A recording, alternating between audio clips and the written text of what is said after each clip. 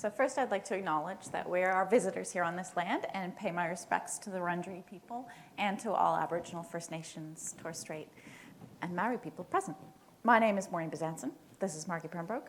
My hair color is the same as when I was a girl, and Margie is not grey. Not at all. Now this presentation is going to use the analogy of family dynamics, children growing, learning, and maturing to describe the relationship between systems librarians, vendors, and internal partners of the institution. But we'll start with a bit of information about Southern Cross. So Southern Cross is a multi-campus regional university on the east coast of Australia. We have 3 campuses located at Coffs Harbour, Lismore and the Gold Coast, and it stretches across 300 kilometres of the east coast of Australia. From the forest to the sea, we say. The academic structure of the university is built upon 4 faculties. We've got business, law and arts, science and engineering, health and education. There are also teaching sites at Sydney, Melbourne, Perth, and 3 hotel schools in Brisbane, Sydney and Melbourne. Our region boasts a great deal of natural beauty and ecological diversity, and our research areas reflect this. And we are also still recovering from the devastating flooding throughout the region in February and again in March. Just to give you an idea of what our campuses look like, there's the Coffs Harbour campus, Lismore campus with the library in the background, and the Gold Coast campus with the waves of Kirra Beach in the background. And yes, some staff, students, go for a surf at lunchtime. Why wouldn't you? Enough about us, let's dive into this presentation. Okay, hands up in the room who has given birth or been with a partner when they've given birth. Okay, now most of you probably had someone else there with you. You weren't just all by yourself. There might have been a doctor, a nurse, midwife, an auntie, or partner. Very rarely are we left on our own to deliver our babies into the world. Like childbirth, it's pretty rare that systems implementations are done without any support from a vendor. Some implementations go smoothly, no epidural required. Others are a bit more like an unscheduled cesarean birth.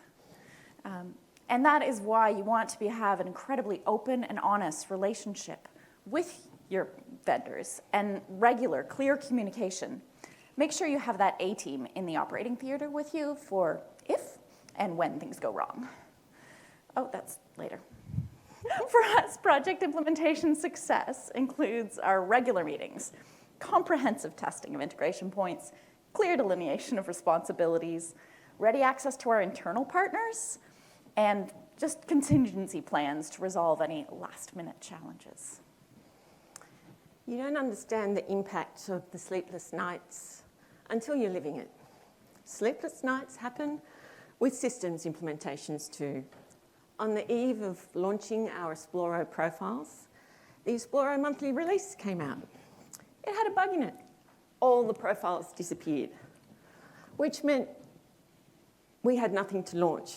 Fortunately, because of our previous established relationship with the vendor, we were able to scream like a baby, and the vendor came to our rescue, and everything was live again within probably 2 hours. So that was a pretty good response. One of the things that happens as a new parent is trying to keep track of things. Which side did she feed from last? Did I put cream on the last time I changed him? What time did I last use Bonjila? I think there's apps for that now.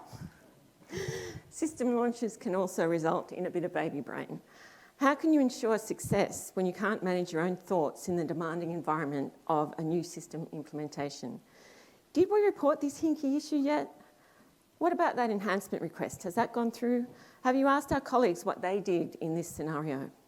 For our Esploro implementation, our baby brain was lessened with the use of MS Teams channel to just keep track of all the things that we had to do and any suggestions that we had. Keeping our thoughts on track ensured we were able to communicate effectively and efficiently with the vendor, and as anyone who has answered A question from a frantic student in a library knows it's a lot easier if they know what they want. So we use Teams to let ourselves know what we wanted. But children, like systems, grow up. And how do you get that happy, cooperative toddler? Anyone? No, yeah. How do you know you're doing the right thing? And how do you get the most out of your systems? New parents have challenges, perhaps maybe getting advice about their toddler's rash. Yes, your neighbors tell you one thing, your coworkers tell you another. That Facebook group you've joined has plenty of opinions. Maybe your mother-in-law has something to say. When's it time to actually go and talk to the nurse or the doctor about it? With new systems, again, you've got your peer support advice and the expert advice. We recently did the rapid ILL implementation at Southern Cross, and the documentation, instructions were actually fantastic, but it was the gotchas from our colleagues at different institutions that helped us really know what to watch out for. But they're a toddler. Let them be a kid. Give them creative license to explore the world around them. At the same time, they still need guidance, and you find yourself saying things you never thought you would. Please don't eat the paint. Don't stick your finger up your brother's nose.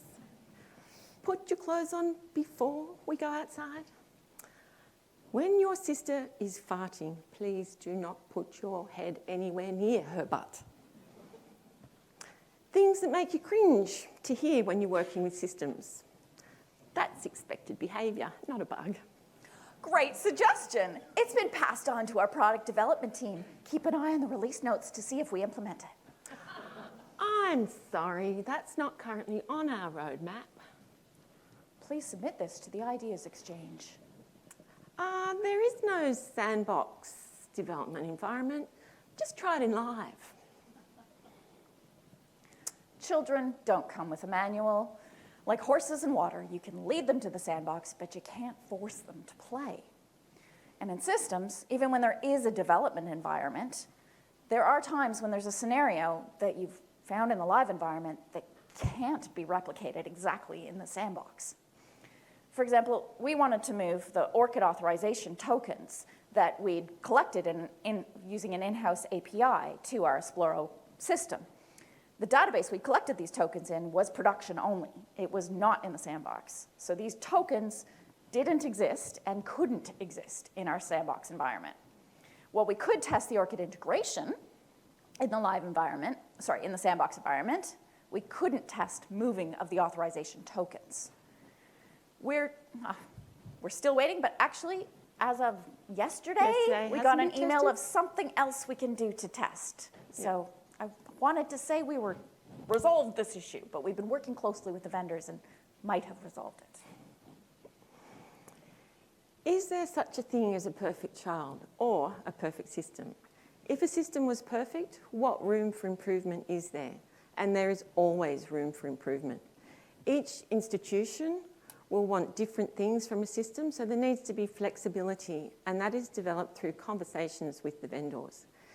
Even within an institution, our business needs and practices change over time, so we need the flexibility to adapt our systems to the ever-changing environment we work in. Definitely not all children are perfect.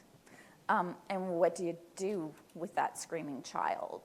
Do you wait for the tantrum to die its natural death, or are mitigating factors required? As a customer, there is a danger of screaming a bit too loud. Any vendors in the room? Sorry if we've screamed at you. We need to balance making our voices heard versus crying wolf. We discovered that there was a problem with our readings links, and they weren't redirecting to the item. Instead, they were going to the readings homepage. We thought the problem was with the vendor, and we were very vocal in our accusations. Turned out it was a case of misdirected blame.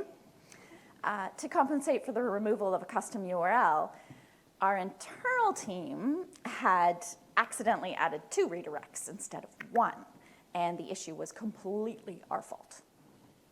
Definitely cried wolf. But there's other situations where it's a case of spare the rod, spoil the child. If you don't tell the vendor what you need from them and what you expect, you are going to have a difficult relationship. Our priorities don't always align with the vendor's roadmap, but when the wider community voice speaks out, with some prompting on listservs, we can make our voices heard. The ORCID integration we were talking about with Esploro was actually brought forward by 6 months when the collected voice made our priorities known. Kids don't always do what they're told. They jump in puddles, draw on walls, eat mud. You can ask them to stop, or you can just do the laundry. We'd invested considerable time into a move to hosted easy proxy and analytics, and we're expecting to get additional data on usage. And we're looking forward to seeing this, especially across some of the law platforms. Unfortunately, at the same time, several vendors, who shall remain nameless, have changed their authentication options, and we've been forced to change from easy proxy to single sign-on. Pretty sure that analytics won't be as granular as we'd hoped, and they definitely won't be benchmarked against other platforms. Sometimes the vendors make decisions that where you're just not given a choice. Any Primo customers will be familiar with the love-hate relationship with the Central Discovery Index and the trials and tribulations with the upcoming data centre migration. What can you do about it? Sometimes you've just got to run around with wet socks, but socks can be dried. As a parent, it's important to guide our children to develop healthy relationships with a positive sense of self. We want them to maintain their own identity amidst the peer pressure and external influences they're facing. Vendor acquisition can impact our systems. We had trepidations about the ProQuest acquisition of Ex Libris. Sure, we weren't the only ones. Before long, Clarivate bought ProQuest. It's hard to predict what sort of impact these acquisitions are going to have on our systems. Sometimes good. The development of Rialto Marketplace, streamlining acquisitions, definite upside. And one would expect similar benefits with Clarivate and Ex Libris' Esploro. We're still waiting to see if they end up as besties. We can see potential for huge benefits between the Clarivate Insights data and the Esploro research assets. Teenagers will go through tough times, and some even run away from home. As parents, sometimes you need to tough it out and wait for change. Same with systems. Earlier, we mentioned a tantrum we threw that turned out to be our fault. There's more to that story. We had seriously considered changing platforms with the vendor, as the vendor didn't seem interested in our needs or solving any of our problems, even if we'd made them ourselves. However, several conversations later have resulted in a renewed relationship, including broader access to premium components of the system. Our bags were packed, but we didn't need to run away. And there are the interesting choices. What can you do? What can you say? We've seen vendors going different directions because of clients' needs. The American customer base, very different than what we see here. Recently, we've been questioning some of the choices Ex Libris was making in the development of Esploro's projects and activities. Thought we could see where they're going, but we really couldn't tell as it was described on the roadmap.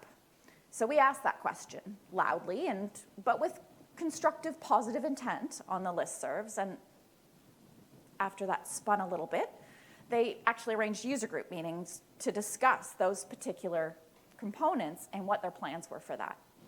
Meant that we came out with a much clearer idea of what they were planning and how it was going to all roll out. And also decided to just take a step back before jumping in with this particular feature. Want to see what those tattoos and piercings look like before committing. One day, our kids will grow up and leave home. All we can do is build on the groundwork of our relationship and make sure they know that we're always here for them. They still call us when needed, and the Sunday roast is still on the table. The hard work building a relationship with a vendor means that you'll be able to call them when needed, and they might even reach out to you. At SDU, being an early adopter of Ex Libris' Esploro meant we weren't just on the cutting edge, we were on the bleeding edge. The upside of that is we were asked for input about new features, we were heard on our opinions, respected, and we continued to be able to contribute to product development direction. Even with established systems, constructive input and sensible suggestions often lead to real change. We've seen this with SpringShare enhancements Although it did take some time, we suggested a change to the booking period before appointments with librarians. The suggestion was eventually implemented, resulting in an improved user experience for our students and the librarians taking the appointments. Even though we love our family, sometimes they do bring out the worst in us. But it's family, we have to cut them some slack, and often working together brings out the best in us all. It's similar to our relationships with other departments in our institution. We don't get to choose them, but we do have to work with them. Sometimes it's the helping each other out when we stumble, even if we might want to kick them while they're down. Recently at SCU, we were talking about changing from a hosted easy proxy authentication to single sign-on. The configuration for this involves coordination with all of our family members, our vendors, our technical services, and sometimes even our users. To get these changes, we needed to be assertive enough to point out errors in judgment, but diplomatic enough to keep friends for when we need them, because we will need them to come to our rescue down the track. It does go both ways. Extended families raise even more issues. Those cousins talk with the funny accent and don't get your sense of humor. Well, there are cultural nuances that we found when working with vendors in America versus the United Kingdom versus Israel. American vendors are effusively eager to keep everything awesome. I can do that because I'm Canadian. But the United Kingdom vendors are so terribly polite. yeah, and sometimes slightly horrified by our sense of humor. The Israeli vendors are all business. No time for small talk and certainly no time for jokes. All are incredibly accommodating about our time zone, time differences. But how do we deal with the differences and how do we make sure to continue to have constructive communication? Usually in my blunt, irreverent and somewhat frivolous manner. There are misunderstandings, like the time my colleague accidentally replied all to with the simple words, WTF?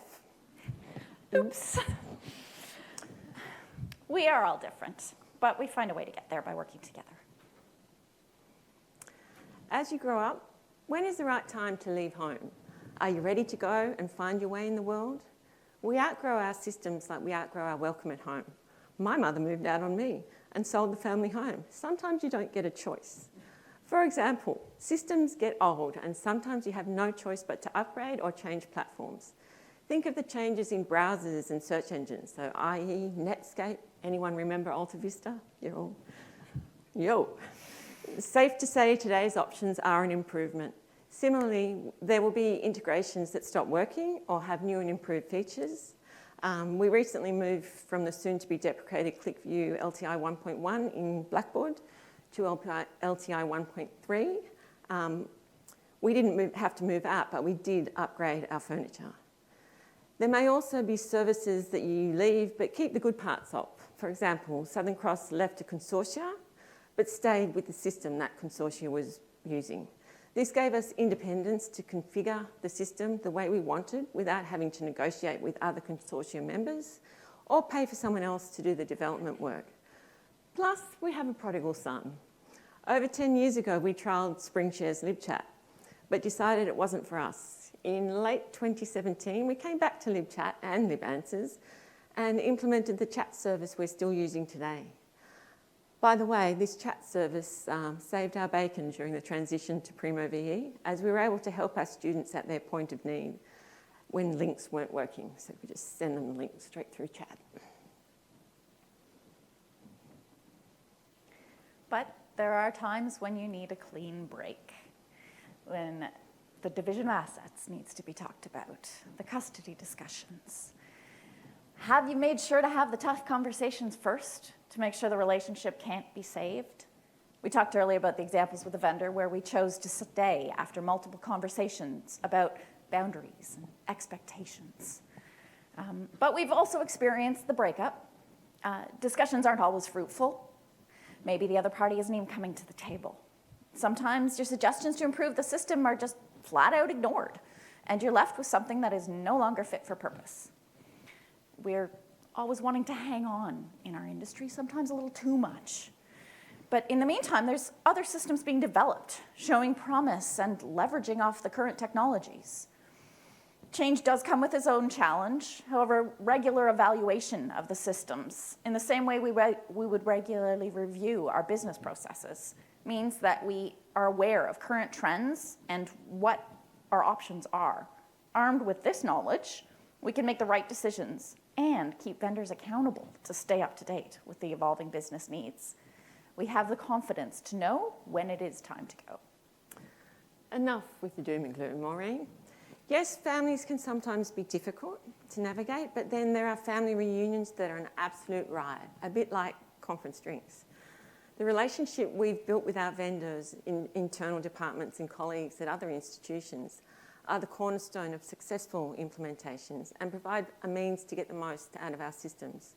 So join those user groups, the listservs, reach out to colleagues, ask the tough questions, but not right now.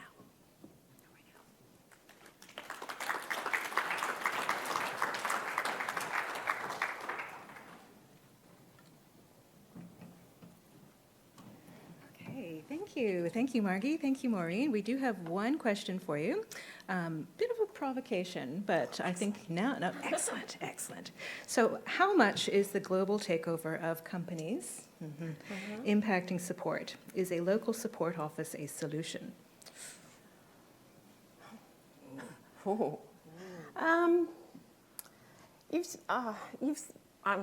Obviously we're talking about Ex Libris, Clarivate, ProQuest, etc. I think with the North American side of the industry getting chat support, real-time support, I would like to think it's only a matter of time before the same thing happens down here. And I think that will be up to the customers to push for that in the same way that we've pushed for any other changes. Yeah. Oh, we have one more. This is a nice one. When you choose a system, is the relationship with the vendor the most important consideration, or otherwise, where does it fit in? I would say that the relationship with the vendor when you're choosing a system needs to be balanced with the relationship that your other colleagues have with the vendor, because you're dealing with the salesperson at that point, and you need to have a broader picture of what you're going to have past the sales, past the implementation, in this optimization phase that we're talking about. So yes, the relationship with the vendor is important, but just remember that the wining and dining you're getting at the sales phase is different. Very different. I think we're all familiar with the wining and dining phase.